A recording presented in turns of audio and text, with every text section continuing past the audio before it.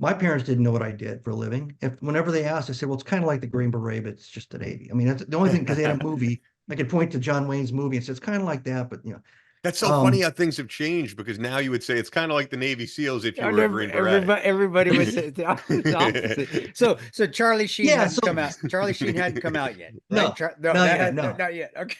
no. So Battle Line Podcast. We have a very special episode for you guys with Marty Strong, Navy SEAL guy who has plenty of history with Chris that we'll get into. And you'll hear it just shortly. You know what I got to ask, because so many people ask when it comes up now that it's probably about 2 months. How is the hip coming along? How is mobility and all that? It's getting better, man, but I'm old. It's still I'm not running. I'm not doing any jumping yet. I've still 12 weeks till where they're really gonna turn me loose, but I'm in the gym working out and doing everything I can. And then I hope my physical therapist isn't listening to the show. Stuff he tells me not to do. So I'm doing a little bit of it because I'm just getting antsy, and I am. Yeah. It's feeling better. I'll never be the same. It's a new hip. I got a bone cut off, man, and I've got my knee on the other side that I was, when I was working, but at least I can work out. I may Yeah. not be running right now, but my workouts can be more intense. And, like we talked about with Maddie Waters on the last episode, Sergeant Waters, just being active. And sometimes you have to make adjustment. You have to flex, man. You have to be flexible and try some. That's what I'm doing. I mean, hey, I can't run like I used to. Well, I can still do something, and I can do that hard. I can do push-ups like a champ now. So let's just get back into doing push-ups. So thanks for asking, man. And yeah, it's great. And it's mindset. It's your mindset and perspectives and being able to be flexible and change up what you're doing, because your body may not allow you to do it anymore. And that's where I'm at. Hey, I'm 53 years old. Come on, I was going to break sometime.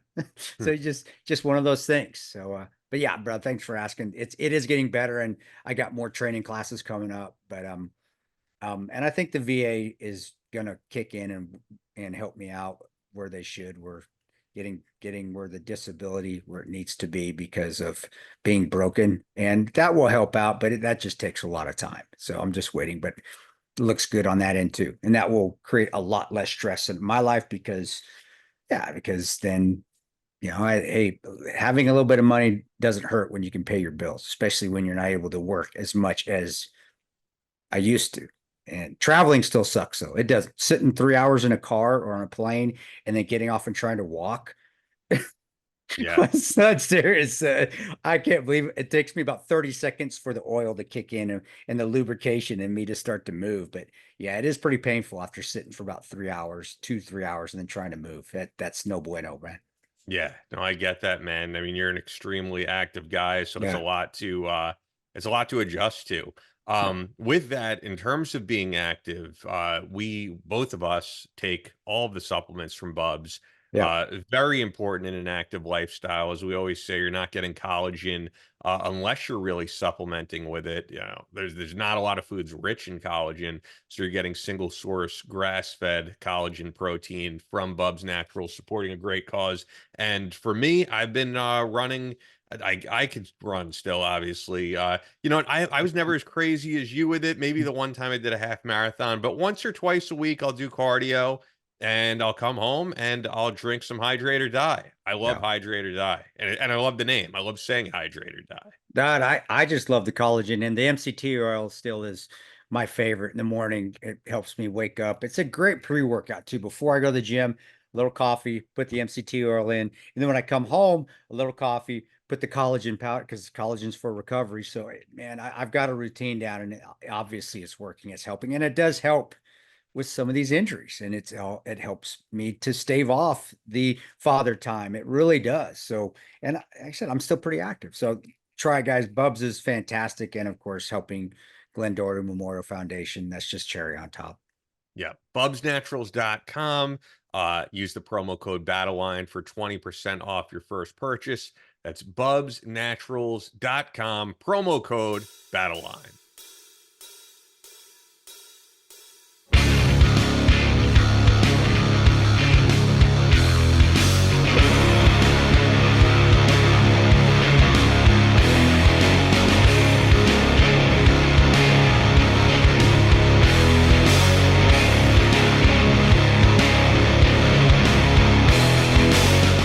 From Kansas City to New York City, from planet Earth to extraterrestrial life in space, a podcast with no equal, engaged in unconventional warfare through your speakers and headphones. This is a show about embracing the suck, conquering your demons, and finding God in the face of adversity. Chris Tonto Peranto. Switch is on. Motherfucker, I'm gonna shoot you in the face. Ian Scotto. You know, Ian and I have been dating for a long time. You are now tuned into the Battle Line Podcast.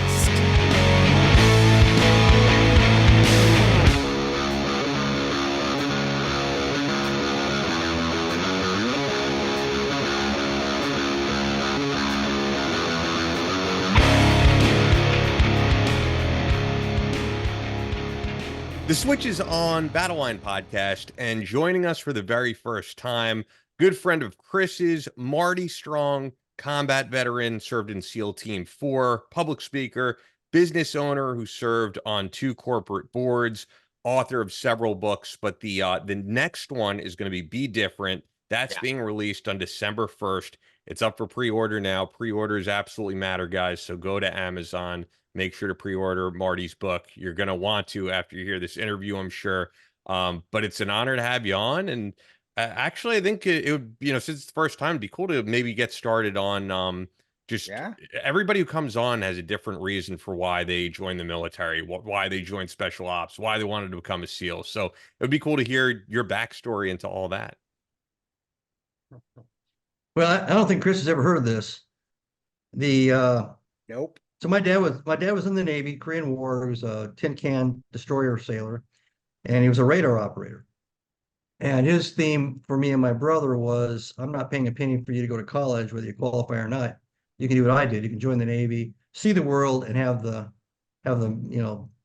VA pay your way or whatever. So the battle plan for me and my brother was just to escape my dad. And I was the oldest one, so I decided to join the military, and 2 of my other buddies, we all went to the recruiting station in Omaha, Nebraska at Westroads, which you're familiar. Isn't that the weirdest thing? That was the weird, is that we found out we're from Omaha. Like, what? You joined at Omaha? Yeah. I don't like, and Westroads, it's not even there anymore. They tore that place down. Oh, It's did gone. they? Yeah. It's But gone. that was the bomb diggity, because Crossroads was the only mall in all of Omaha before that.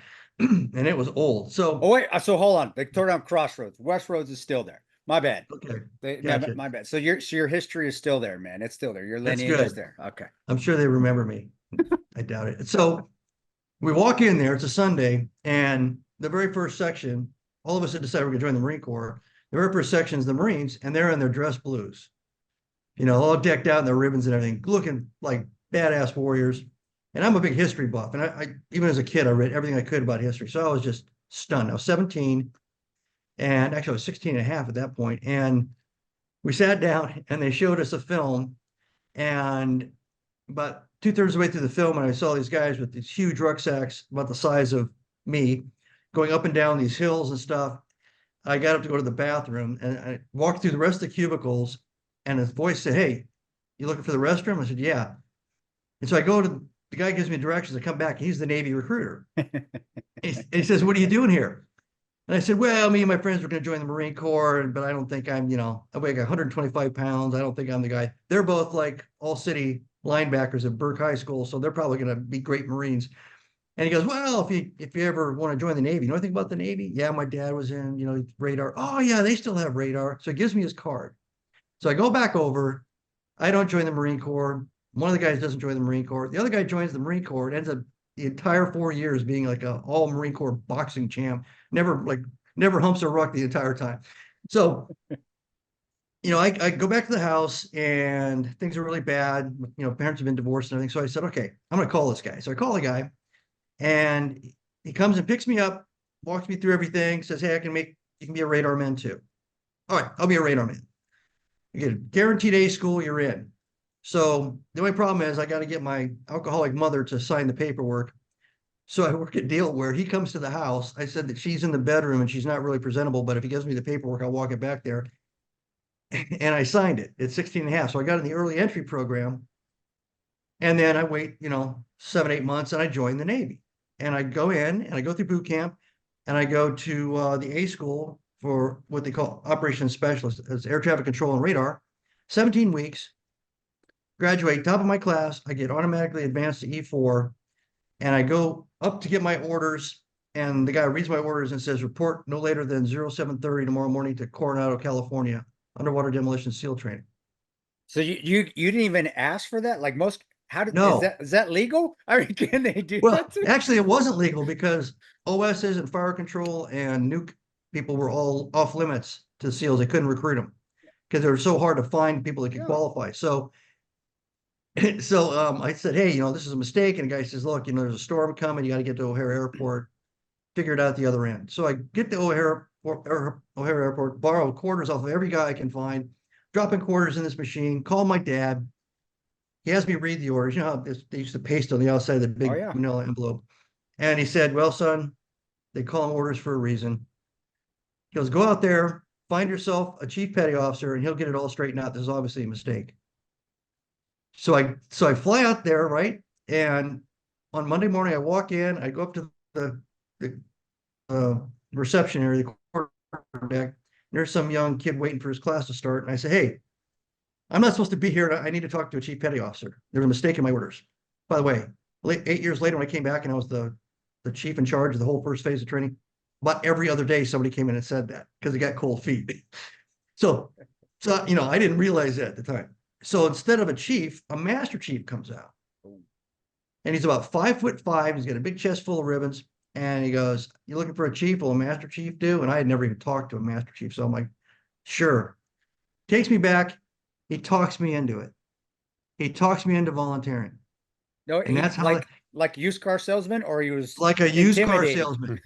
Not even intimidating. It was like, you know how to swim? Oh yeah, I was AAU swimmer, and do you know this? You know how to do this? Yeah, I'm comfortable doing that. You ever play sports? Yeah, football. Did they ever punish you if you were too slow? Whatever. Oh yeah, I run the stadium steps. Yeah, it's just like that here. He talked me right into it. And again, remember, at this point, I'm 17 in like 5 months. And he says, oh, if it doesn't work out, then the fleet's not going to send you anywhere that you're not going to be an OS because we're not even allowed to have you guys here. So started with 126 guys, 13 guys graduated 6 months later, and I was one of them. So that's how I got into it. There's my story. I didn't know that. Holy shit, dude. That's a pretty incredible story.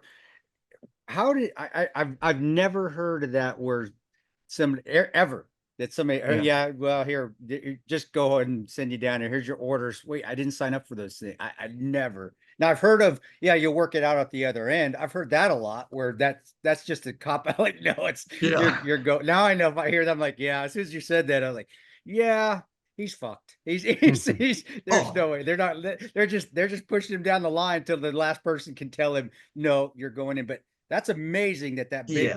At 17, I looked like I was 11 years old. And as a postscript to that story, the 20 years later when I retired, the admiral in charge of all the SEALs ordered me back because I was off on like 7 months of detached. I was done, right? Already had my retirement card. He ordered me back for a ceremony. He came to the East Coast to be the guest speaker. And he put that story on the back of the program. Because he knew the story. And then he got up there to tell the story about the day I checked in after jump school and everybody was calling. He was the operations officer at SEAL Team 2. And they were like, we don't know what the hell's going on, but there's some kid up here with a set of orders. And everybody that showed up on the quarterdeck was a Vietnam combat vet, and they all looked like middle linebackers in the NFL. And it was just, anyway, he told that story at my retirement. And that's amazing. There you go. Moving on. So you went on, you got through BUDS, obviously. And then did you go straight to did you jump teams or did you go straight to Team 5? Was it Team 5? Team 4, right? Team 4. Yeah. Team 4. So I'm sorry, sorry about that. I did 8 years initially at SEAL Team 2. Okay.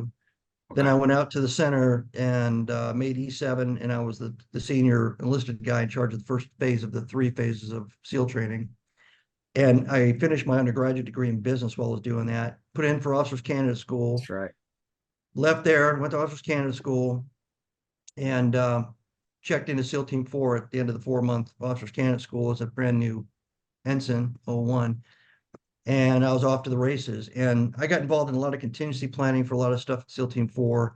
we were going to invade Haiti, we were going to invade Nicaragua, we were going to invade Panama. So we had all these, how it is. They had all these plans on the And shelf. what time frame is this? This would have been 1986 when I arrived. Yeah. And all three of those contingencies would spark from time to time for different reasons. We got ready, we got jerked out of our beds and lined up in planes and locked and loaded and everything at least 3 times for Panama before we actually did it. So it was kind of like, actually the first 3 times it all happened in around May 5th. Oh. And so the joke in SEAL Team 4 was it was the Cinco de Mayo op. Dude, did you end up go? Because I never asked you. Did you end up going in Just Cause? Did your team? Yeah. And Yeah. So I knew that, but I honestly, I didn't feel like it was right to talk to you about it unless you wanted to talk about it. But too late now. Yeah, Too bad now. We're talking about it now. Yeah, I was a platoon commander at that point at SEAL Team 4. They kept me for a double officer tour because I was the plans kind of guy for these different things I just mentioned. And I was an ex-enlisted SEAL, and I had a lot more experience than the average officer. So that all kind of worked out to my benefit. And I was only a Lieutenant JG as a platoon commander, and you're supposed to be a full O3. So there were a lot of secret waivers and special deals, and I appreciated all of it because I loved being in charge of those guys. 16 guys in a SEAL platoon back in those days. So yeah, we went down. We actually went down early. We had a JCS warning order. They dumped a plane full of people. We went in there, flew down. Weren't even allowed to tell the SEALs, the detachment in Panama, why we were there. They thought we were there to deploy around and do training, and that they owned us. And so we had to keep them out of the picture. They weren't read in. So every day I would sneak off and I would go over to the tunnels over by Amador, and I'd get briefed up on all these contingency ops that the Sync in theater had for SEALs. And I was the only SEAL group in country. And there was a Charlie Company third of the Charlie Company third of the, anyway, it was the 3rd Special Forces group. Okay. And it was the Charlie Company element. It was the Sync and Extremists. The OD, whatever the ODA was, that was. Yeah. Was it, okay. And that leader who was an O3, and the two of us would sit there and haggle over all the mission lists. And this is before the invasion. This was all in case something happened. And so it was kind of interesting. And then I had to sneak back over to the Navy base and pretend that I didn't know anything. And then they started getting serious. They went to rehearsals for things, the Modelo prison, which eventually CAG took down. Yeah. We were the in extremis version of that. We were going and doing night reconnaissance, surveillance, and intelligence collection, all these targets all over Panama at nights, sneaking in with rebreathers and doing all kinds of crap. Oh, damn. All that was in martial law, and so if we got caught, we were allowed to shoot our way out of it. We'd have AC-130s up and different eyes on us. And yet I wasn't allowed to tell the Navy SEAL commander at the debt why my guys were exhausted every morning at PT, because eventually we started rehearsals, then we started doing the ops without them knowing about it. Yeah. So we were doing the ops, almost every single night for about 20 something days until the Marine got shot and started the whole invasion. And then we got chopped. I worked for like 4 or 5 different color task forces because they owned me down there. Everybody else came down, did some stuff and left. And I ended up staying a full 7 months with my guys chasing goofballs all over the place. I didn't know, dude, he's cooler than what I thought he was. I mean, I thought he was pretty cool before, but I didn't know all that, man. And and that was really, I mean, SOCOM, JSOC kind of existed, but hadn't, I mean, after Desert, was it Desert One, where it decided to get together after Iran, but it really hadn't come to fruition. Was that, so you're actually in there when it's really coming to fruition? When it was the best of all worlds. I did 36 combat missions all in. We had all the assets, we had all the comms, but we didn't have all the bureaucracy yet. Yeah. So we weren't running around with like chest cams and somebody somewhere telling us to go left instead of right, or you sure you want to do that? And there was no oversight. We were still, I'd send in my mission plan in a message, or I'd go over and brief it to the 4-star, and then I'd get the Omni to do it. And he'd say, what do you need? Well, I want this and this, and I want, the 82nd Airborne on QRF strip alert, and I want this and I want that. And they go, you got it. Remember, I'm a Lieutenant JG. I'm an O2. You're an O2, but I talked like I was a commander. They never, because I didn't wear rank or anything. So some of these guys thought I was, anyway. But then I'd get there and the whole show would show up, right? And I'm sitting out there, my guys are doing the thing on target, and I've got Ace with 30 zip into orbit and little helicopters. And I'm like, this is fantastic. Dude, I heard later What? when they got all organized and really, JSOC and SOCOM and everything got really good, all that autonomy was taken away from you. And yeah, Yeah, but I mean, but even and it's even better than just the regular army. But it's not like that. I mean, it sounds like you're when we were kids just playing war. That's what it sounds what dude, you're doing, dude. dude, That's I mean, exactly what it sounds like. this is the truth because I people ask me about this stuff in interviews all the time. So the crap you see on the movies and TV shows about all the mission planning and all the perfection and all that. I said a lot of times we had to do the planning and the rehearsals. But anybody that's ever been in this job will tell you that 99 times of 100, you're doing pickup basketball with SOPs on target because all the assumptions erode or just evaporate, right? They're just gone. And so it really was. I mean, I did one mission where there was a parking lot with rocks, and the helicopter, the Blackhawk guys showed up, shut down, came over, and they go, we don't know what the hell's going on, but they want us to fast rope into this compound, and we're sick and tired of being dangled over, targets. And I go, don't worry, guys, we're not going to do that. And so I took them over to the piece of cement, and I had these rocks. And I said, okay, this is what we're going to do. And I laid it out just like kids in a playground. Yeah. And then they're like, oh, that's a lot more sensible. Yeah, let's do this thing, Yeah, it was a good time. Well, it does. And I don't think the leadership, what they get is that when your guys are on the ground, you know what's happening. You know what the lay of land, and you've been there for how many weeks? So you've done all the surveillance. You know the atmospherics, so you know how to. This is where we need to go. I know how the rolling terrain is. You don't. You're watching it from afar, now it's from a drone, but back then, who knows what they're watching it from? So I do. I think it's easier to let your commanders do their thing. I mean, if that's why you put them in charge. And it is. It's nowadays. It's like the quarterback out there having somebody talk to his helmet instead of instead of like Brett Favre calling his own plays or something. Yeah. The other part that's missing that nobody ever really sees, but everybody who's been doing this appreciates is, I'm trying to explain that when a band that's been playing together for years and years and years, when somebody goes 1, 2, 3, they know everybody's going to hit it and do exactly what they're supposed to do because they know everybody knows their job. Everybody knows exactly what they're supposed to do, exactly when they're supposed to do it. You don't think about it. You don't second guess it. You don't have to give directions and orders and point. It just happens, right? Yeah. So that's why when you go in and the plan kind of falls apart, it's not that big of a deal. It's not traumatic. The team, everybody knows what their job is. Everybody, and they're all enlisted guys. 99% of them are all enlisted guys. So as an officer, if you try to overthink or overlead, you screw it all up. It's like, sticking a in the spokes on a bicycle. It's best just to kick back a little bit, you resource manage and wait for that moment where you absolutely need to be the guy who calls some kind of shot, whether it's heavier firepower or let's get the hell out of here. But all the rest of the stuff, the dancing and the shooting, they all know how to do that stuff. And that's why SOCOM was so good. It's been so many years since I've been out to, I hope. I know we weren't like that. I wish we were, because I came in 95 and Ranger Battalion. It's pretty more. It's a little bit more regimented than than the teams. I don't know if it is now, but they still let us have a time. The E7s, hey, go do your thing. The platoon leaders were generally, which is what would be a 2L. What you're when you were a second lieutenant, you're first lieutenant.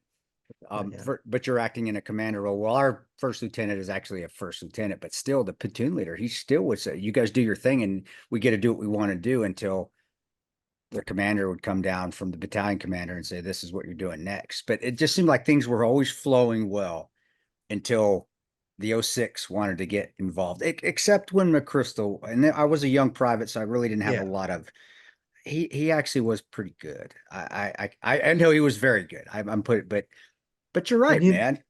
And the harsh reality is the guys that are really good tactically as officers and leaders, they aren't appreciated. Sometimes they're actually ostracized by those that aren't, because as you move up in rank, the Army and the Navy, all the Navy does and regular ship stuff, but the Navy, the Air Force, the Army, they have this transitional path for officers. They go to a line job where they're in a line unit, like a fighting unit, and then they go to a staff job, and then they go to some kind of a school, like a joint school, whatever. Then they come back to a line unit, then they go to a staff job, and they're supposed to be learning, getting smarter, but also learning two sides of the Yeah. equation, the fighting and the, where the beans and the bullets coming from.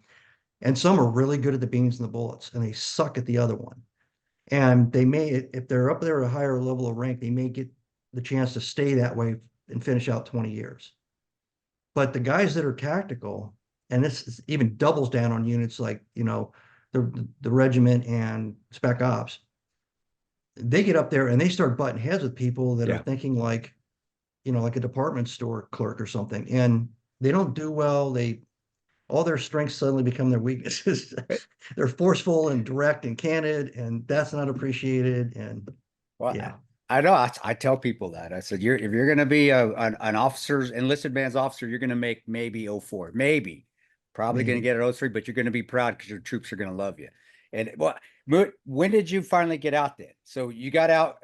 Well, whose head did you have to bust to finally say, finally get? Because I know how you are, man. I know you did something that was worth. I know you had to have done something, whether it was punched a dude or did it your own way, and you made him feel like this big, but you did it, you did it like a gentleman, and then you tell me, man. I know there was something. There's got to be something in there. Well, I'm no Dick Marcinko, but Marcinko got a bullet on his back for showing up the senior people by doing things that needed to be done and coming up with really creative solutions. But he was more like a bull in a china shop. Hey, I've got my card here. It's my get out of jail free card and my unlimited spending card. And he'd tell admirals to go pound sand and everything. I never had to do that, but what I ended up doing is I solved a couple of problems, and the admiral in charge of the SEALs asked me to do a couple small things, and I was able to write up some things that actually were successful. And he said, okay, well, look at this. And eventually he said, look at this problem we're having with the mini submarine program, because the Navy's going to get rid of it. And I didn't know anything about mini submarines. I'd never seen one, been in one. And so I wrote up a 1-page paper and said, okay, everybody wants snipers. So that this thing was an underwater stealth delivery system for snipers, it would survive. So I wrote it up that way.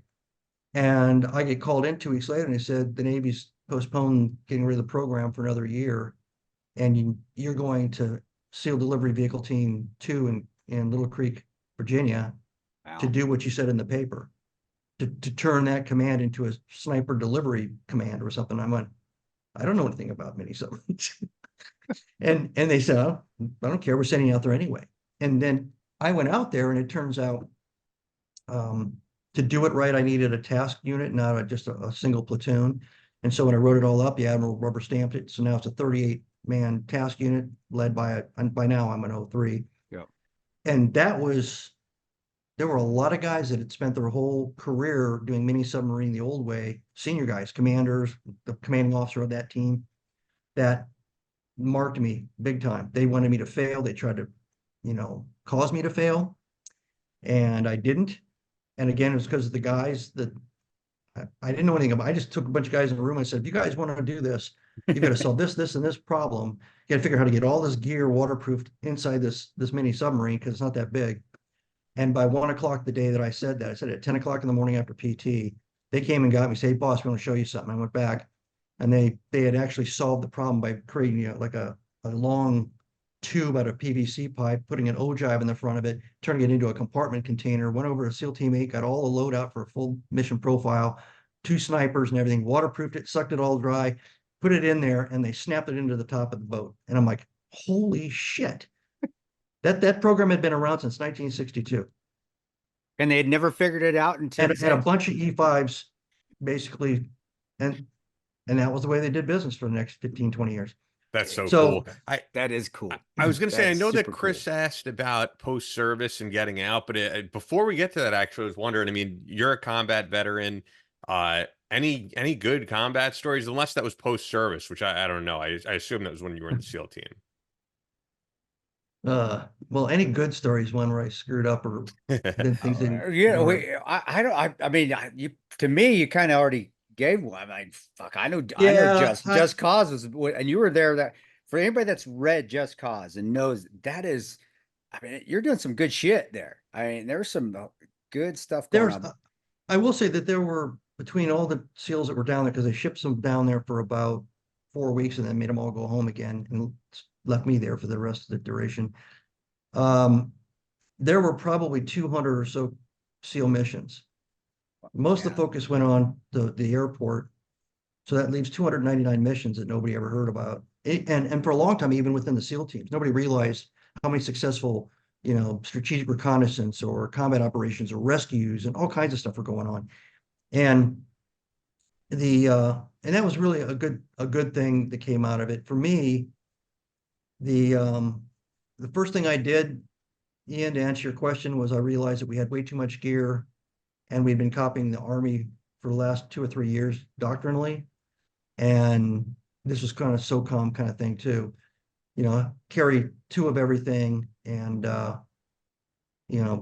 it was nuts. So we were up to maybe 120 pounds of crap, but we were supposed to be light strike fighters, right? We were supposed to be ninjas. And the guys that trained me out of Vietnam, they snuck up and did things to people in their beds, in their hooches, and then snuck back out again, and nobody knew what the hell happened. They scared everybody. That's why they called them the men with green faces, and they had they were like voodoo. So the idea we went from that, the way I was originally trained, to being basically a gear mule didn't make sense. But when we got our first call up to go do our first invasion mission, my guys all ran and scrambled, put their full gear load on, and they were having a hard time getting to the back of a 6x to get over to the landing zone. So I told my chief to take one of the guys and put him on the scale and weigh him. And he had like 136 pounds of crap on there. Wow. And part of it was because everybody just triple loaded their bullet loadout. And then they looked over and said, oh, the saw gunner, the 60 gunner, back then we had the 60s. I'll carry an extra 400 rounds, belts. I mean, give me 2 AT4s, and I'll take a law rocket and stick it in my sock. And it was just all, hey, more's better, right? But they couldn't get into the back of the 6x without people helping them lift them up and stuff. It looked like Iwo Jima in the back of 6x. So we didn't go. They brought us back and stood us down, put us on standby, and I had everybody go out there, and we did like a complete strip of gear. And we made up on a chalkboard exactly what the minimum gear was going to be and nothing else to turn us back into light fighters. So I think it's a lessons learned story, and it's not like a war story. No, but it's great. But there's a guy named SLA Marshall that ran around following the Army and the Marines. He wrote Men Against Fire and A Soldier and His Load. And he saw the same thing. He saw it in Omaha Beach. He saw it in the Pacific, that, within 90 minutes of the landings, everybody had stripped 85% of all their equipment. It was all laying on the beach, and now they were down to like, a web belt, an ammo pouch, 3 grenades, a canteen, and a rifle. Both theaters. Didn't matter where they were, because that's what you could do and fight with. You couldn't fight being a pickup truck. So there you go. I actually had one other follow-up to something you said, and then we'll get back to Chris, because I know Chris said post-service. When did you get out? And I don't want to skip over that, but something you were saying made me think of another question. You were saying how the SEALs have been involved in so many different missions overseas that no one really knows about. It's never been written about. I think that's the big difference between guys of your era and guys of this era, is that so many people write books now. And then even if they don't write books because they can't get them approved by the Department of Defense and all of that, there's guys who could just go on Twitter or X or whatever and anonymously write what they went through, their account of things, and they don't have to show their face publicly. Like, what do you think of that? The fact that there's kind of no mystery anymore. Yeah, so it's a double-edged sword. In 1983, Ronald Reagan said he wanted 350 more SEALs and like 800 more Green Berets.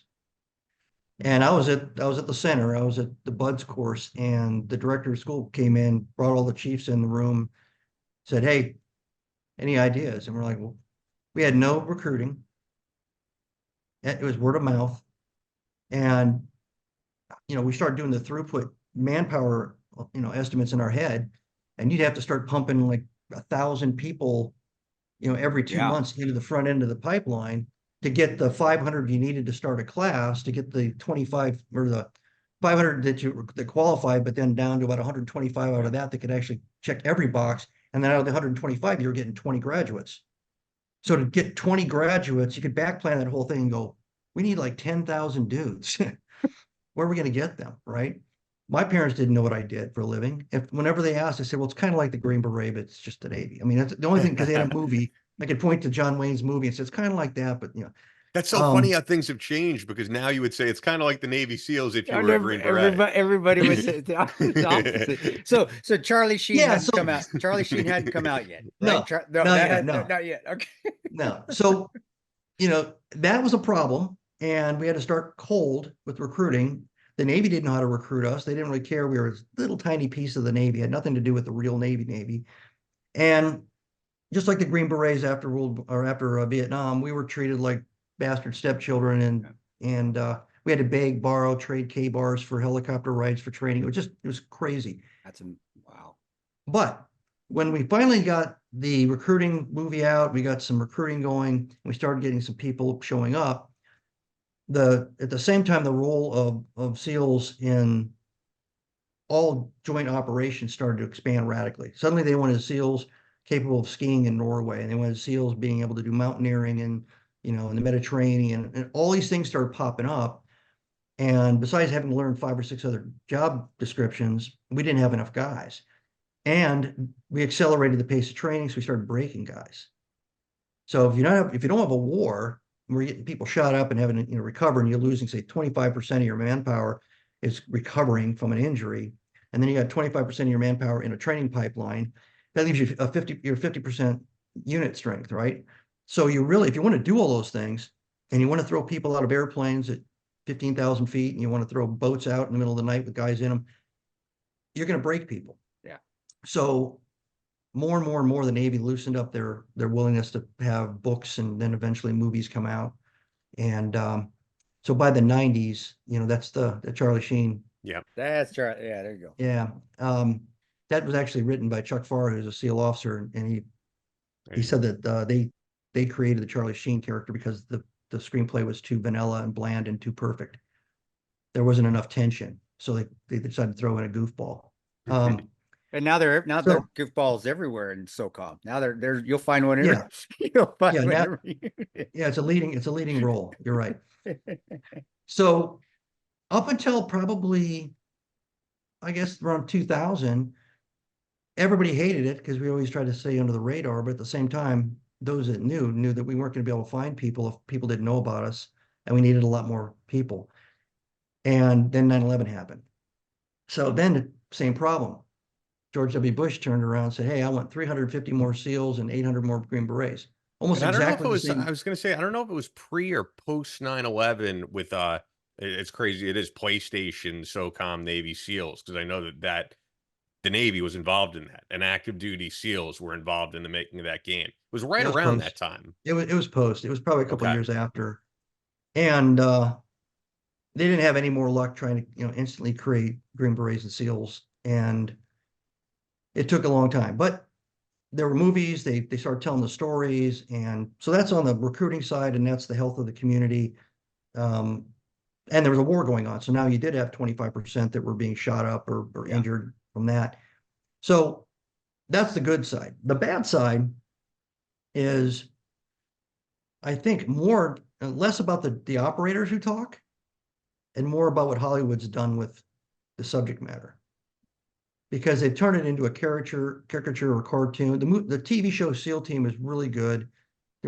I know the guy that's the technical advisor, but at some point it's like all the other ones. The same SEAL platoon, the same 8 guys are doing every mission on the planet, which that never exists. We don't want to be those guys, but that's a fallacy. But they have to contain it, right?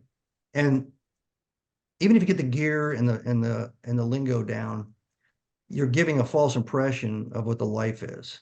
Yeah. And I think SEAL Team tried in the latter seasons, they brought in PTSD and traumatic brain injury and a lot of other things, which was good, right? Because that needs to be out there. People need to see that. And if they're going to see it through a popular TV show, if it's accurate, then why not? It's better than not knowing about it. But then on the side of that, there's lots of movies and lots of other things that are out there that turns them into superheroes instead of people. Completely sidesteps what we were talking about earlier about the value of the individuals and how many years does it take to train with somebody so that every time you go into combat, it's like a pickup game of basketball in your Yeah. neighborhood. I mean, it's something that unless you've experienced it, you don't really understand even how to explain it to anybody. Unless they've been Now there. you have the Army paying The Rock tens of millions of dollars to Oh, do don't even get recruitment, me. and they still can't meet the numbers. Yeah, it's a hard life, and that's the other problem. If everybody gets to see it, they see the romantic part of it, but then when they start talking to They- recruiters and people, they start realizing it's more of a commitment than they thought it was. Well, it's the glamorization of it, and our movie does a little bit of that too. I mean, I don't know if it shows the glamorization. You know, it shows the death. It shows what people act like. I mean, I was a jackass. You knew that. I was always pissing somebody off when I come to headquarters over there with all the big wigs like yourself. But Yeah. still, though, it's you're the glamorization. But that's kind of what we saw when we saw the videos of Recruit too, though. I people are like, well, it's worse now. Well, I don't know. When I saw my Ranger recruiting video, I didn't see any of the bad stuff. I saw shit getting blown up, jumping out of airplanes, fast roping out of helicopters. So, I mean, I agree that there's probably more out there, but did they show you any of the bland stuff when you saw your recruiting video? No, it's like a big ass recruiting video. It's just Yeah. magnified. But yeah, the glamorization, and I agree with Ian on the rock shit. I mean, come on, really? Let's be on, and showing more of the traumatic brain injuries and showing more of the PTSD and showing the problems at home when you're on deployment. That needs to be seen more. If you're going to be quite truthful with it, because just having a pipe break at your house and you're not able to do a damn thing about it, and you're stressing because your wife, because you're helpless, you can't help her, but you got to stay focused to go do the mission. That's a big deal. People don't realize just the little things like that can For be sure. a big deal. Every show that we do is brought to you by Fort Scott Munitions. So as you're enjoying this episode, I do want to let you guys know about FSM, the best ammo out there. Tumbles upon impact. If you're a longtime listener, you've heard me talk about their ammo, why people prefer it, and especially you could talk about the range ammo, which is newer. Hey guys, it's who doesn't want to save money in today's inflation? You know, things are just getting more expensive, and for those that like to shoot, it can get expensive with ammunition, and especially you need to find good ammunition so you don't break your guns down. And that's where the range ammo and the training ammo come in for Scott Munitions. It's still accurate, still consistent as it's tumble upon impact, but it's a fraction of the cost. And I know I sound like a infomercial, but it's the truth, and it's lead free. I mean, most Rangers are going that route. So check out their range ammo. It's affordable, and it's still tremendous, consistently accurate ammo that won't rip up your guns, because you don't want to buy another $3,000 AR for putting bad ammo through it. So check it out. Best ammo out there. And then the self-defense ammo, the TOI ammo for self-defense or hunting, best for that as well. Well said. So FSM.com, use the promo code BattleLine. You'll get 15% off your order just for being a BattleLine listener. FSM.com, promo code BattleLine. Fort Scott Munitions is a proud supporter of Chris Peranto, BattleLine Tactical, and the BattleLine podcast. We also have the best night vision sponsor out there, none other than Photonis Defense. Another thing, if you're a longtime listener of the show, we've had Sean Kirk on the show, we've had Phil Otto on the show, and they've really gotten into why Photonis is state of the art when it comes to night vision. Now you can have the superpower to see in the dark with the Viper Binocular Night Vision System by Photonis Defense, the global leader in night vision solutions, providing more high-quality night vision capabilities than anyone. Military, law enforcement, and public safety end users utilize Photonis Defense solutions to give them the edge at night in tactical situations and rescue operations. Hunters, shooters, boaters, and enthusiasts can rely on the Photonis Defense Viper Binocular to become masters of darkness. The new Viper Binocular system carries the same features and benefits as the Photonis Defense Viper Monocular with a ruggedized body and harnesses the power of the Echo Intensifier tubes, giving you sharper images, reduced halo, and industry-leading ultra-fast auto-gating across the range of dynamic operating conditions. Visit PhotonisDefense.com for more information. That's PHOTONIS Defense.com. Link is, of course, in the description. Or look for Photonis Defense product options from your night vision dealer. Always appreciate you guys listening to us talk about our sponsors every show and not skipping through all this if you haven't, if you're listening, because truthfully, that's what keeps us going. There is no show without Photonist Defense and Fort Scott and Bub's Natural. So we appreciate all that they do. Yeah. With that, let's get right back to this interview with Navy SEAL Marty Strong. So actually, could we get back to Chris's question? Because I want to make sure we didn't skip it of when did you get out and where things Yeah, went. I mean, what you're moving on because we're going to get to where it, and if you got time, we'll stay here till 6, brother. But you know, moving on, and how did you get with Blackwater? I mean, we're going to skip a little bit, but you're welcome to fill in the blanks. But when I met you at Blackwater, you were done, you're out, you're a professional, you're a business professional by that point. Still had the cool hair. I mean, his hair hasn't changed a lick. You still got the coolest hair No. in the business. But yeah, how'd you how did you Transcend. Thank you. How did you move on from the teams to BW and working with Eric Prince? Because you're one of the original guys when Eric started building the company. So I got out in 95, so I joined in 75, and immediately I went into managing money for United Bank of Switzerland. So I was a portfolio manager. Didn't have anything to do with the military, didn't have anything to do with, I mean, I still had a couple of guns and went shooting at least once a month, but other than that, I didn't do anything. I guess it was probably about 5 or 6 years into it, and a government contracting company nearby heard me do a speech, and they came up and asked if I still had any clearances and all that. They were trying to put this think tank together, and I said, well, I don't. And they said, well, why don't you come over and we'll show you what we're doing and maybe you can help. So one thing led to another, and I ended up getting my security clearance back, and I was doing a little bit of consulting for these guys. And at some point in there, that led me to get on Fox and Friends. And I was on Fox and Friends 2 weeks before 9/11. Wow. Then 9/11 hit. And the only two SEALs that Fox and Friends or anybody at Fox knew of were me and Dick Marcinko. Wow. So they started A calling lot us has up and changed saying, since then. Yeah. There's probably about like 150 Navy SEAls on speed dial. yeah, they don't, why don't you write? Why don't you call? They, so the two of us were getting called in, and they were limoing me down from where I lived in Maryland down to the DC office, where I was meeting all the monkey mucks at Fox, Britt Human, all these guys. And they, it was really good. It got me a lot of exposure. I ended up getting called into a think tank at the Pentagon that Donald Rumsfeld put together. So I'm telling you this because one thing kind of led to another, because I was managing money, and somehow I ended up getting sucked by the universe over in this other direction.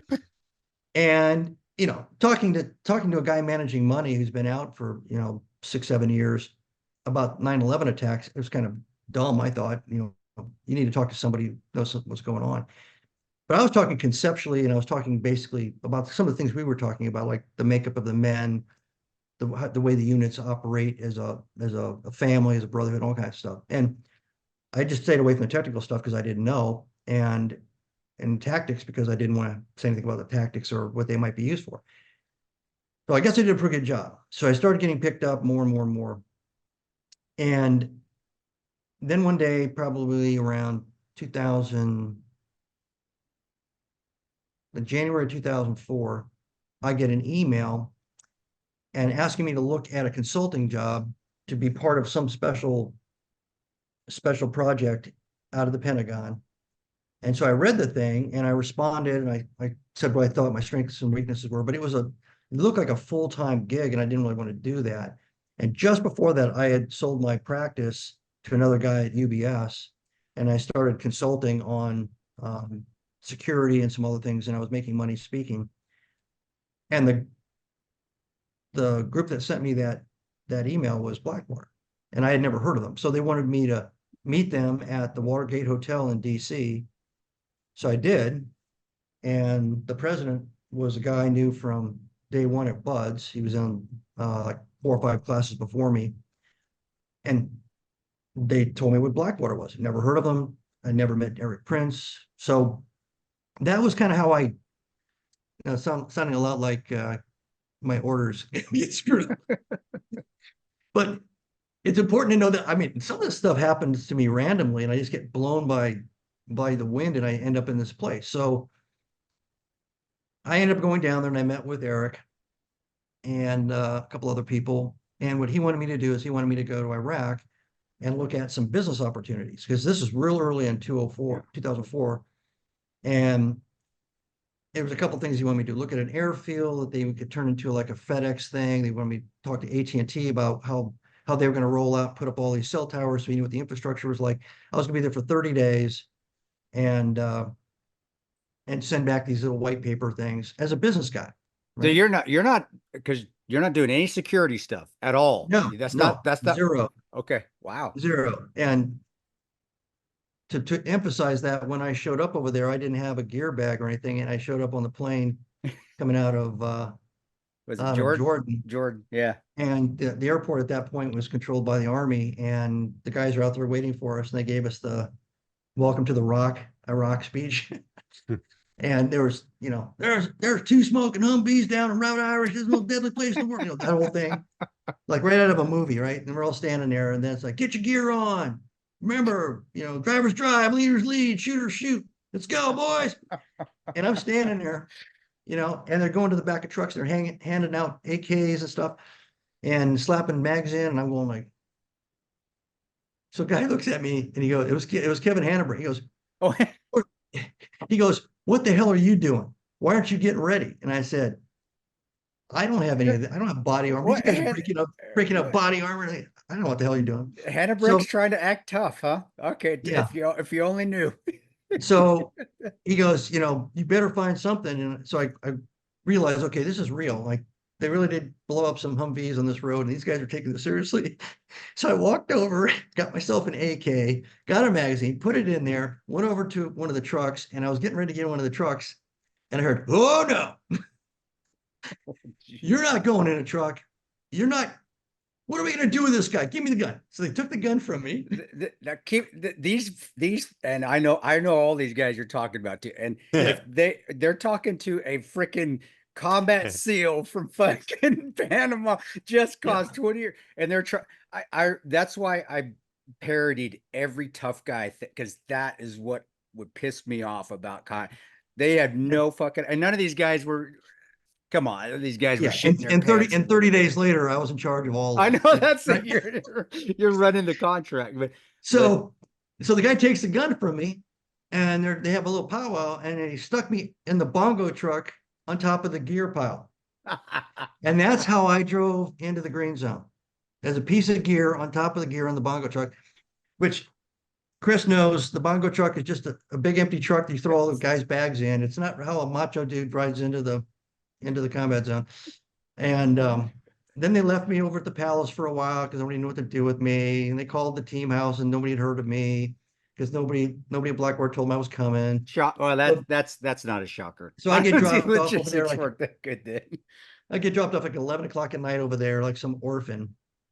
And that was my glorious entry into into what was going to turn out to be the next 8 months in Iraq. Yeah, why laugh? Because it was that shit. All the tough guys were not tough, and it really is that stereotype. The quiet guys were the ones that were, and that what really got me going over there. The quiet professionals were the badasses, the ones that they were chicken shit. Spent most of their time at the team house, never did a run. And I mean, you're just honestly validated that again, because I can imagine Kevin Hannabrick yelling at you, and I like Kevin, but he sat in the office all the time. He didn't go out, man. And at least not when I saw him. And he's talking to this hardened freaking SEAL just because you have nice hair, but that's a SEAL thing. Come on, all SEALs have nice hair. And you don't my son-in-law like the big SEAL, dude. You know, I mean, one of my son-in-laws just recently said I had Farrah Fawcett hair. I think it was a disparaging remark, but because he didn't have a lot of hair. But yeah, so that's how I ended up there. And but my job was to do 30 days of this business analysis. So I started trying to do that. And there were a lot of management problems going on over in the palace area with that new contract. guys are coming in off the plane every day, piling up Yeah. in the, in the little tent city back in the South 40 back there. Yeah, that And sucked. That was awful. Yeah. And so I get an email said, hey, we want you to go over there and interview the ambassadors detail. They're about to quit. And so I went over there and it was like Mad Max. They're all screaming at me. They're all like tier 1 guys, 48 guys screaming at me about stuff I didn't understand because I wasn't a leader at Blackwater. I was just a dude. So I had one of the guys sit there and take notes for me. And I went back and I typed up the whole thing at, midnight, sent it back. And then in walks Kevin Hannebrink, and he's in charge of the other group, the regular, right? And they're up to like 60, 70 guys. And he comes in and tells me all the things they have problems with. And I said, well, I can't go over and talk to you guys. I mean, I'll pass on whatever. So I get an email back. Yeah, go and find out what they want. So I go over there. And I'm not even supposed to be in the palace area because I don't have any credentials for it. I mean, I have to be escorted in. Yeah. And so then I sent an email about that. And then the president of Blackwater shows up 6 days later. And I was actually in the escort team that he looked at me and goes, Marty? And, I'm all jocked up and all my shit. And yeah, because we didn't have that many guys at the house. We always all had to pitch in, right? Yeah. And it was fun driving down the road, listening to Metallica, and it was cool. So was the president? Was that Gary? Was that Gary Jackson at the time? Yeah. Okay, gotcha. Yeah, and so we went back and he went and met with both groups, and then we went back to the house. And then around 8 o'clock that night, he asked if I'd go up to the roof, where the dishes were and all that. Yeah. And talk. And we went up there, and he said, I need somebody I trust here to run this whole thing. And I don't mean the house, I mean that stuff, because we're ramping up to, hundreds and hundreds of guys. So I got my little arachnophone and I called my wife and I said, this is the deal they don't want me to do. And she goes, well, you've been sitting here screaming at the TV set like it's a football game now for the last 2 years. Why don't you just get it out of your system and then just don't get yourself killed? And that's how I became the guy in charge of that whole startup, for the contract. That's actually an amazing story. It sounds that would have been a great episode of Undercover Boss, because it sounds just like an Undercover Boss episode where everybody's screaming at you, yelling, and you're just taking your notes. And then I know you, because you did I don't know if it was was it, or when Jack came and he did the mortars hit. You guys were talking, or maybe it was Gary, and that was Gary. That was Eric. That was Eric, and the that mortars, was in the back tent. Yeah, punch through. Yeah, the mortar. I remember us going to see if and nobody died. I was like, holy shit! How did nobody? Because there's dust everywhere. Luckily there wasn't much going on, so there was only a few people in the tent. But I was like, how did nobody? Yeah, but you remember those mornings that. For about a month, we got the 6 o'clock mortar wake up call and the 122 Chinese rockets. And we're all sitting there with our radios, listening to the State Department guys and drinking coffee. Honestly, I would put my earplugs in and I'd tell Espino Joe, who's actually running the program now. That runs it out in Kurdistan. Espino, he's awesome. He says your job. He's been still doing it. I just say, Joe, wake me up when it's done, dude. I'm gonna just go to sleep, dude. If we get hit, because you like if you run, if it's your time, it's your time, and that's how you kind of had to look at it. I know looking back on it now, probably stupid, but then it was, what am I gonna do, man? Well, 10 days into that's when they came in with the upside down U-shaped concrete things that you could get like 3 people in. At least 2 people, crack their head open trying to dive into those things. Dive in. We had more injuries of people running away from mortars than the actual mortars. The biggest, trauma and medevac or CASEVAC is people diving into the two low concrete shelters. The concrete bunkers. They were made for dwarfs or trolls. They were like 3 foot high. I was like, screw this. But then the other thing is all the Army guys we had, right? So everybody in the Army knows something about mortars and indirect fire. And so we'd be sitting out there on our little stoops back in those little igloos of ours, the single wides with the Boeing 747 air conditioning unit, and we sit out there drinking our coffee and talking to each other, and the Army guys are like, yeah, whatever assholes over there across the Euphrates, nobody's ever taught him how to shoot a mortar. Yeah. All we need is like one E5, in the United States Army could turn these guys into deadly problems here, you know, but because they were missing everything. And all we really were concerned about at the time was they didn't hit the Chinese restaurant and they didn't crush the Haji Mart, because those are the only places we could go to have fun. Gee, and tell you, God bless them. They finally hit it when Fern Yeah. and the DynCorp guys, that was massive. I remember when that thing went off, it was just huge. It's like, whoa, they're getting this shit figured out. And then it started to, I mean, not get real, but it did. Irish was always real, but we always kind of felt safe in the green zone. And then you're not really Yeah. safe. Nah, we're not. Yeah, Holy it's shit. it's hard to explain to people. I mean, walking through the parking lot from the man Man camp. the man camp later on, and I'm halfway across and I hear this like sounds like rocks hitting trash cans, and it was plunging fire. Somebody was over there with a RPK, and it was showering coming over the top of the palace, and it was just showering the whole parking lot area in front of the man camp with bullets. And me and like 6 other guys that just happened to be in the dark walking, we all like got under one of those palm trees. And that was it. So, well, I do want to move on and you know talk a little bit about your Blackwater and then get into your books and Ian, yeah, cut in, man, if you got any questions too. But did you ever, because and this is 9/11, you know, when this airs, it's going to be after, but 9/11 is coming up as Yeah. we're recording this. We had to deal with Patrick Kennedy and Charlene Lamb, who were the undersecretaries for Clinton. Patrick Kennedy was running State Department stuff when we were there, and I was working for you. Did you ever have to deal with that asshole? I mean, he was terrible then. I No. mean, when the man camp was going on, I mean, he really was treated us like shit. No, But and did you depends ever- on. So I left there like the first week of February 2005. So that was Okay. already about the 8-month mark. And the only senior person we ever ran into was Condoleezza Rice, and she was fantastic. She was nice. Yeah, I did. I liked No. her. She was But- actually extremely nice. And No. and very, I mean, just she would have made a great president. I was like, man, she needs to run for president. And that's who's Yeah. good. But she was amazing. Well, going on, you didn't get to Blackwater and you're moving, doing things.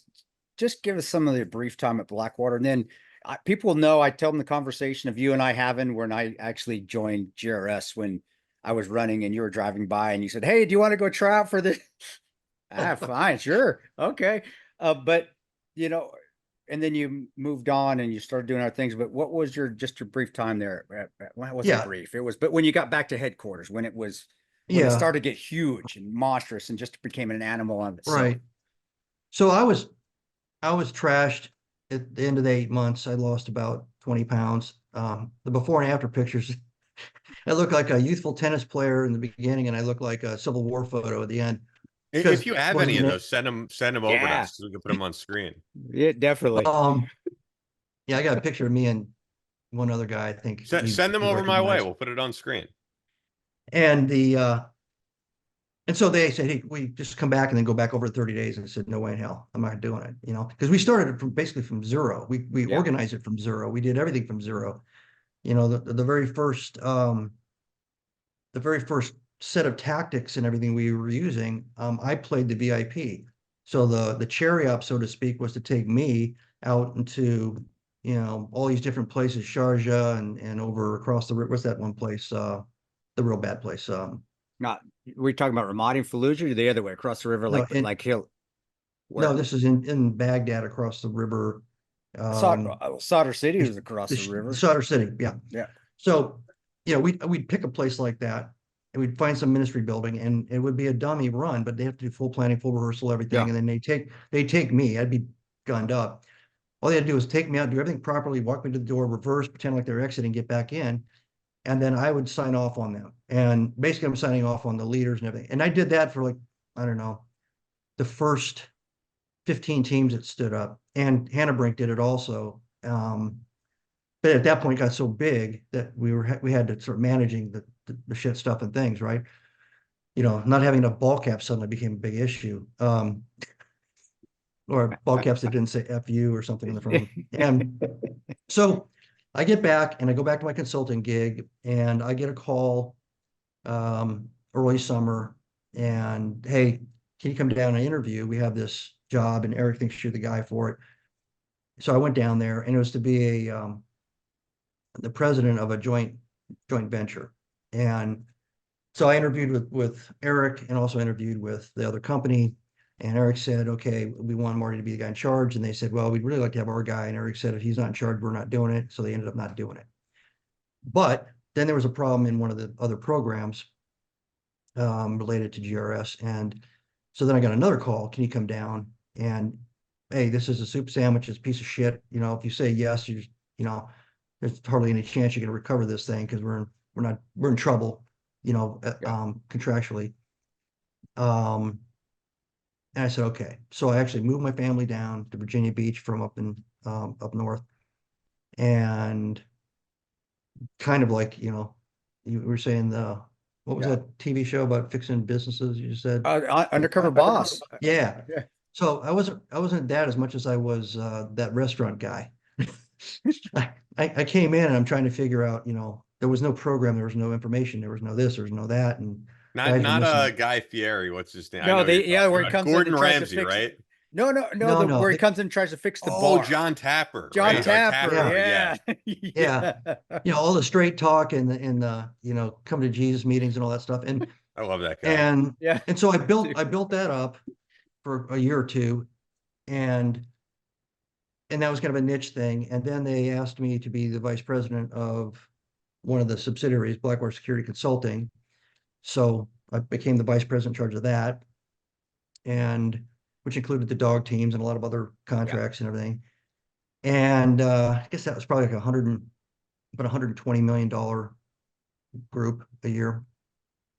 And then we did some restructuring, and they had me come up to be senior vice president for all business development for all 7 of Eric's companies at the time. Wow. And some of that had to do with going in and kind of checking some of the companies he bought to see, you know, if they had issues or whatever. And that's kind of how I spent my last 2 years there, 2 or 3 years. And that's probably what I was doing when I yelled at you from my car.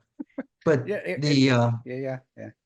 then, you know, then the Sears Square thing happened, and they got concerned they were going to lose the State Department contract. And so some bean counters working for Eric decided to strip out like 15 vice presidents, and we all got the same message the same way, basically just sorry. I didn't know that. Are you kidding me? Yeah, everybody. And the new guys, the guys that started, the early guys, you know, back when we used to have meetings at 7:30 to try to figure out how to run the whole company with 6 or 7 guys. And so, you know, it for most of us that had been around long enough time, it was kind of a slap in the face because we were so dedicated to it.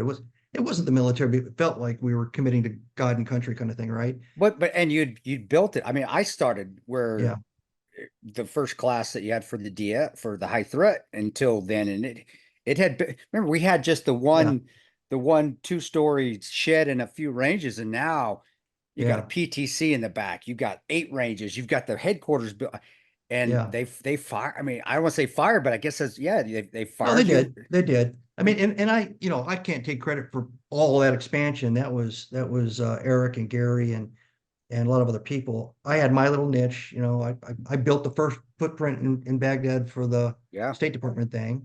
You know, kind of from 0 to about 750 guys, and there's a lot of guys, and all that, and all the tactics and all the procedures and protocols and the talk and the tick. Those things didn't exist in the contract. We created them out of whole cloth.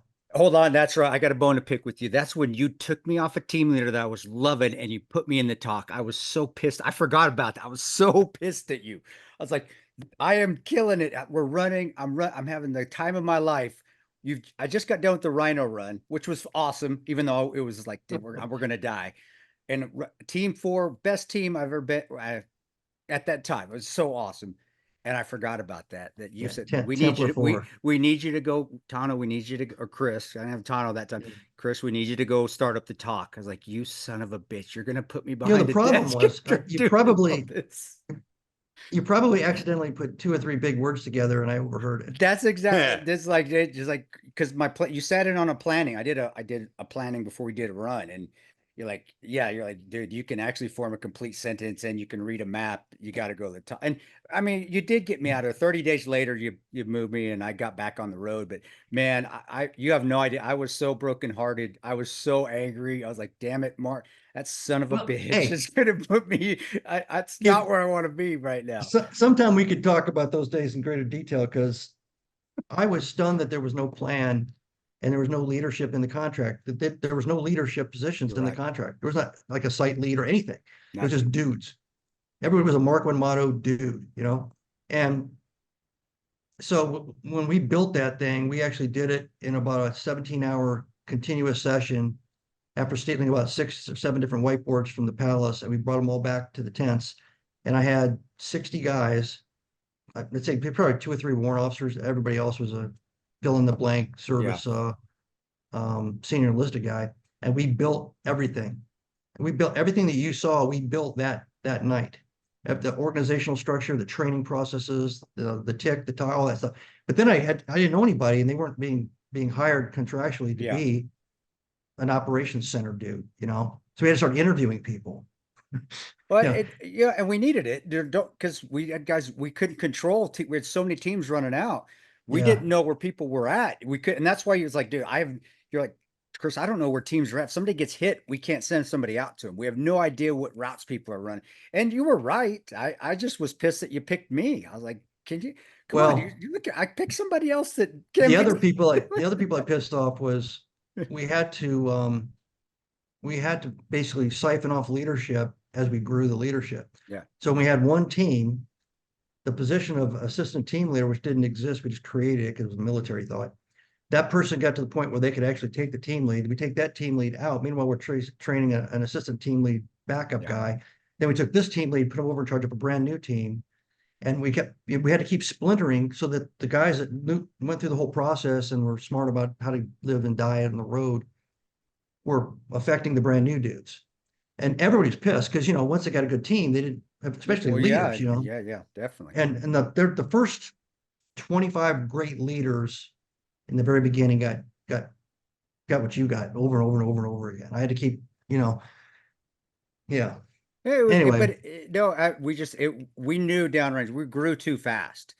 And you're right, because when you have good continuity, you've been on great teams. Good when your continuity is great on a team, you don't want to mess that up. You don't want to, but we just always wanted to bitch at something too. So we knew it. It's not like any of us didn't know. Me, myself, Craig Clark, who was another great, I thought he was a great leader. Yeah.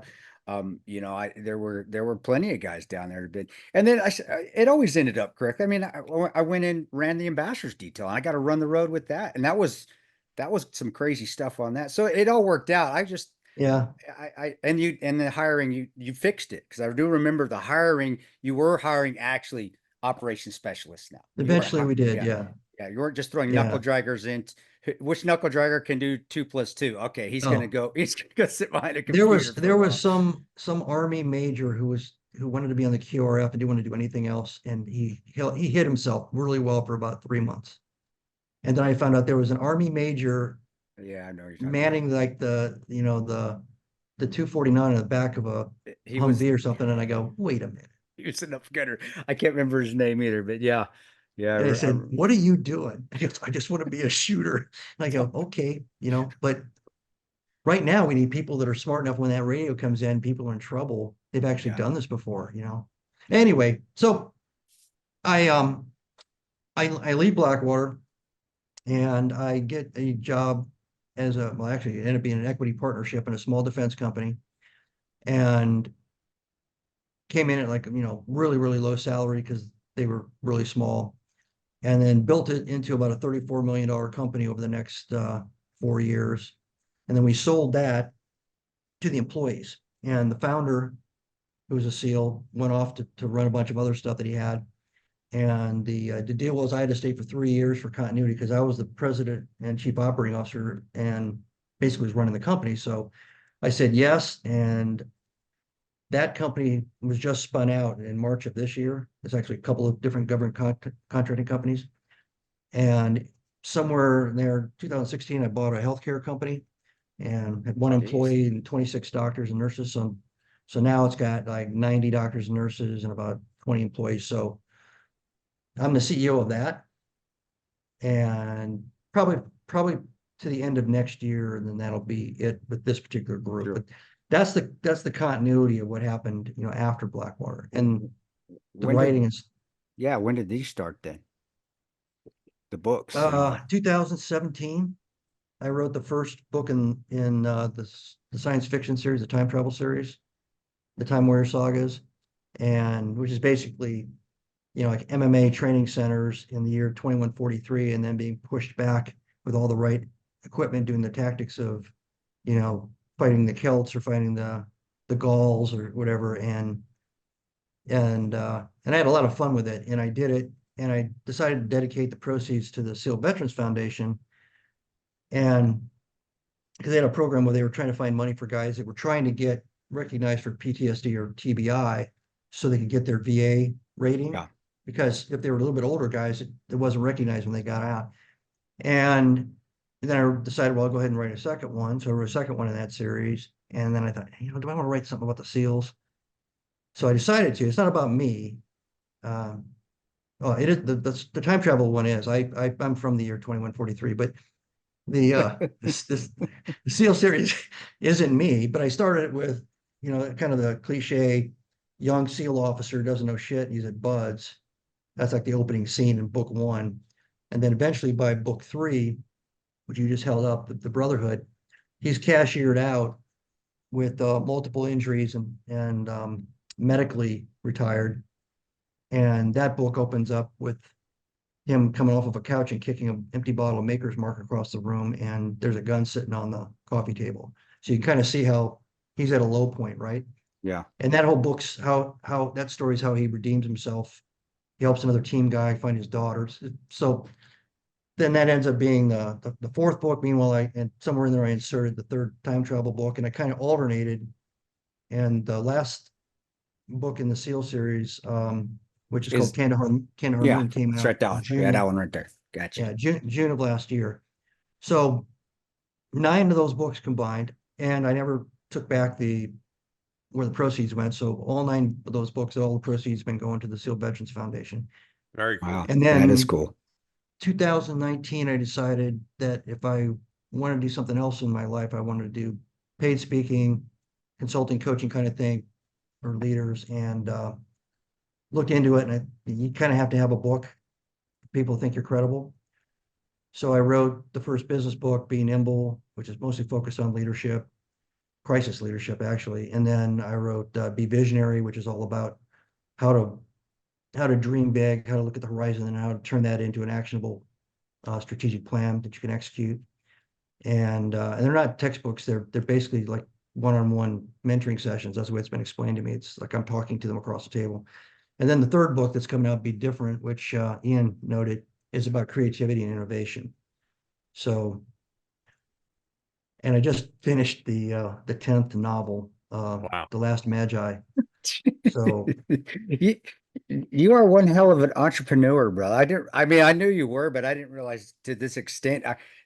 Can they get a hold? I mean, because veterans getting out now, or military personnel getting out now, and I've met a few of the youngsters. They really, I mean, they're lost more than we were, and there should be more opportunities out there, because we have a lot of people like yourself that have served and have gone on to be successful and done successful things, whether it's speaking, whether it's writing books, whether it's developing companies.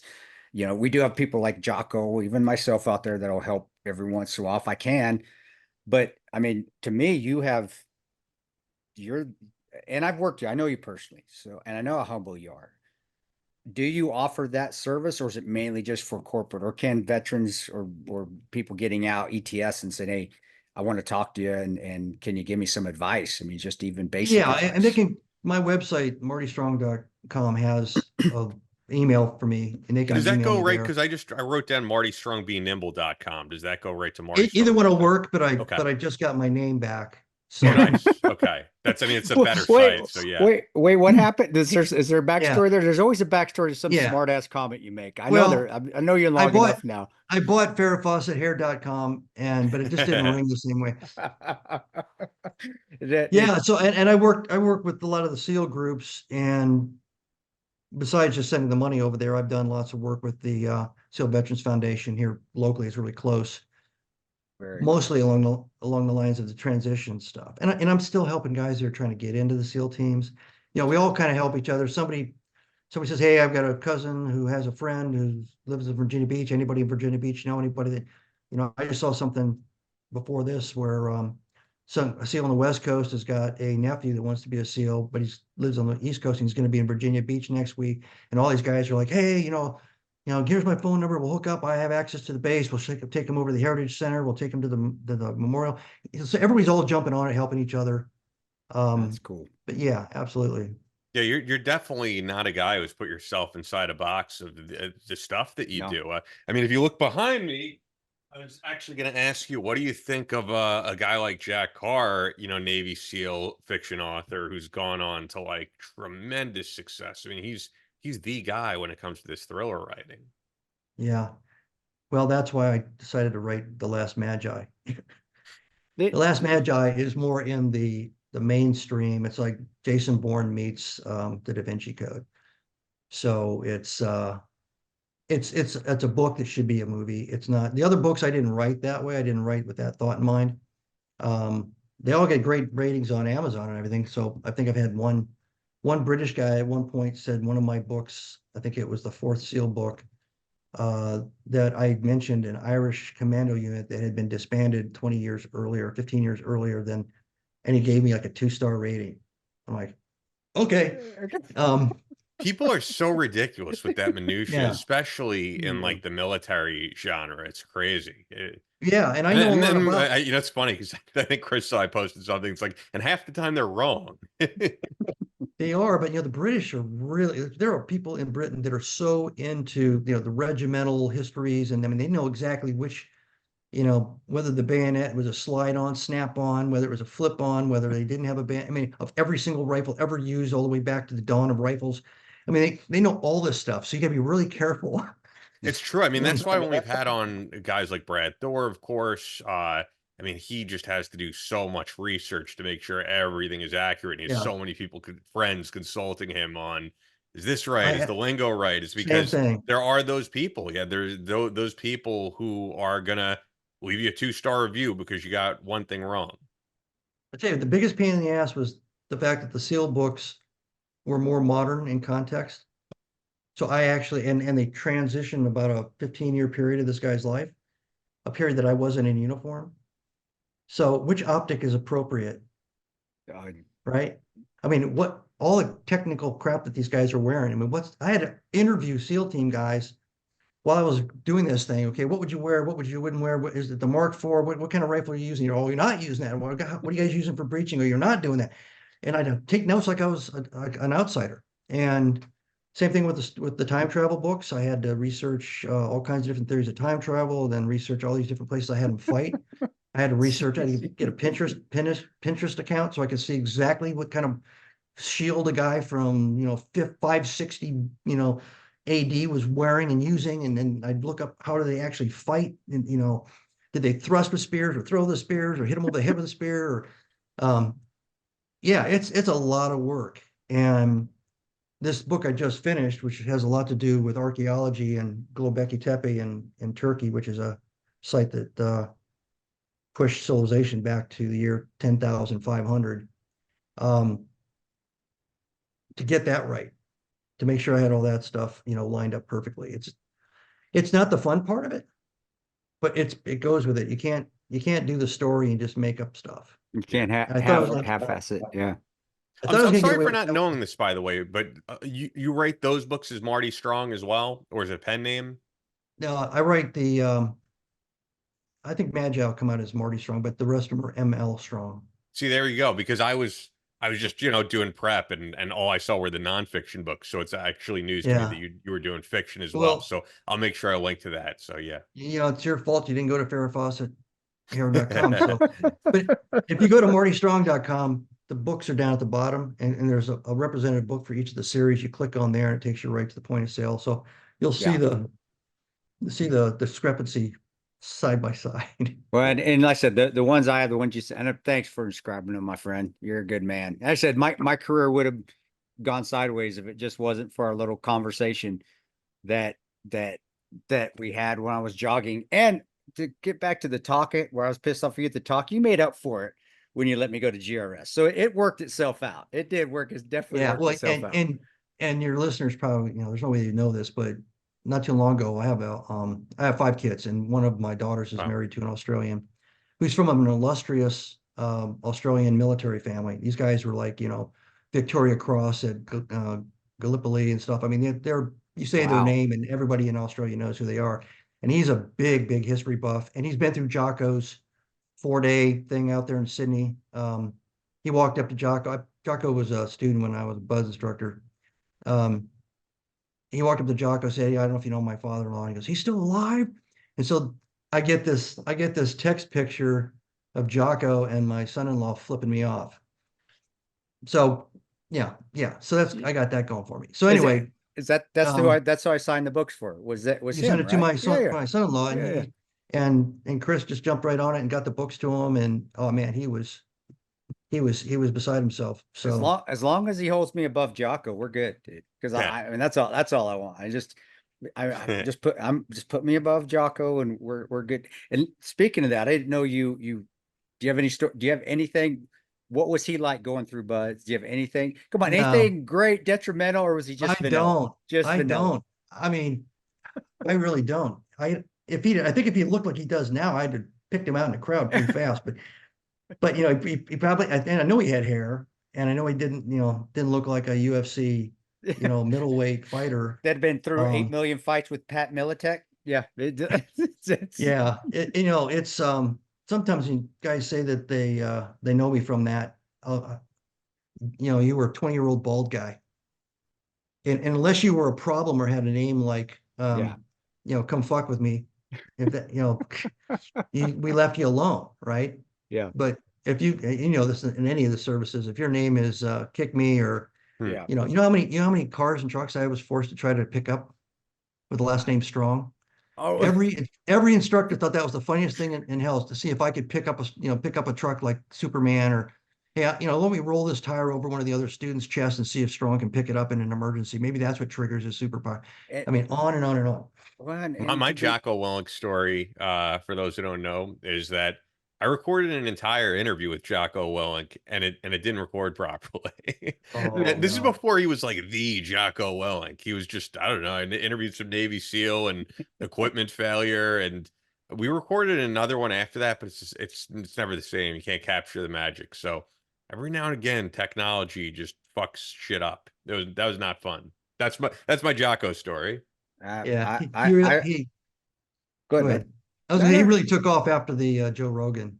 Oh man, he And- really and- did. and- That's crazy yeah. though. That's why I'm hoping Tonto after the Sean Ryan show takes off again. Not that you haven't already taken off, but you take off a second time. No, we're okay, dude. I told Ian, if it does, it does. If it doesn't, I'm good. I already His stood in show front though, of that guy's 30,000 show, people. Sean Ryan, is like it's kind of at that Joe Rogan level now. I really feel like Have you it's done it, really taken Chris, off. or you're lining Yeah, up no, for it? I still do a lot of speaking myself, public speaking, and I was in Nashville speaking at a special investigative unit, at the Association of Insurance and Special Invest. And I said I don't travel for interviews, which probably doesn't help, but if you want to get exposure. But I was already there, and Sean's a good guy. Him and I have gotten along for a couple of years. I didn't realize he was GRS when I was an older GRS guy.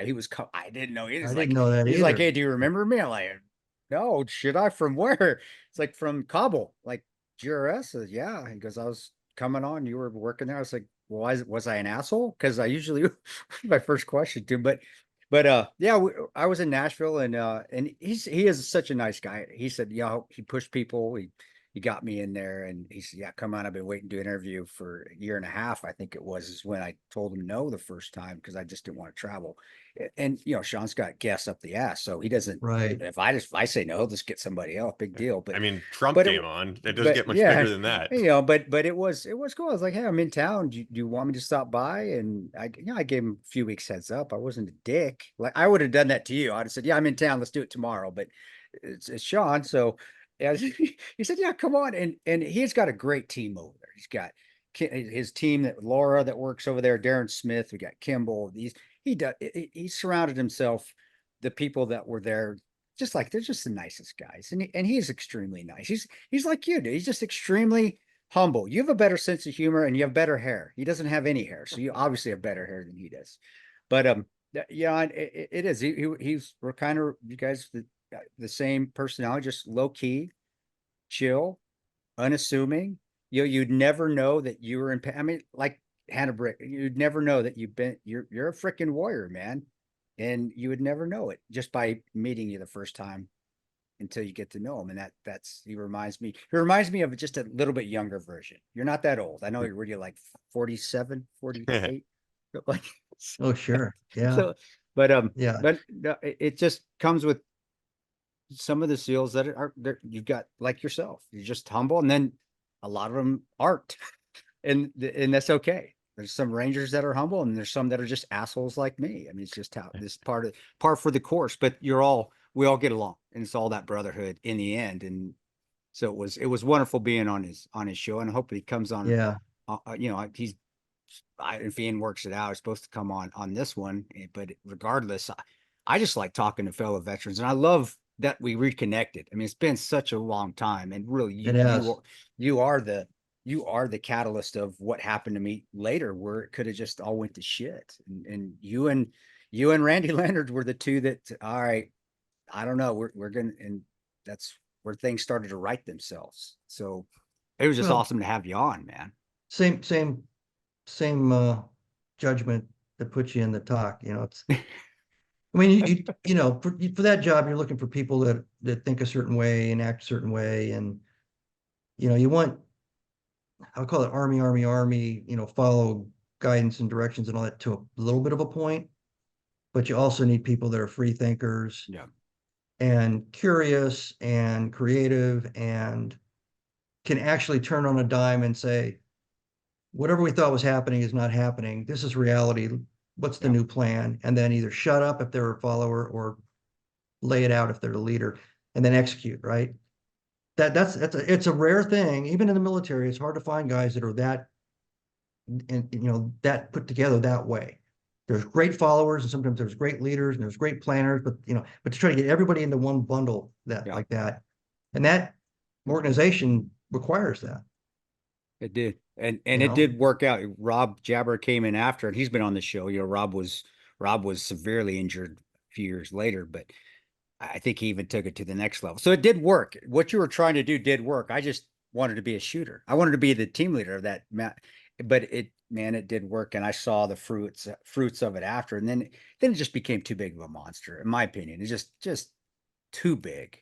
But then I moved to GRS. So, but brother, that's out of God. I've hit on everything, and I want to make sure that people go to you, get your books, and just to see how tremendous human being you are, but also, reach out to you, because you're an entrepreneur, brother. You epitomize what an entrepreneur is, and without being the jockos, Marty Strong knows what the hell he's doing, and I want people to be able to reach out to you, and if they're trying to move to that next level or that next adventure.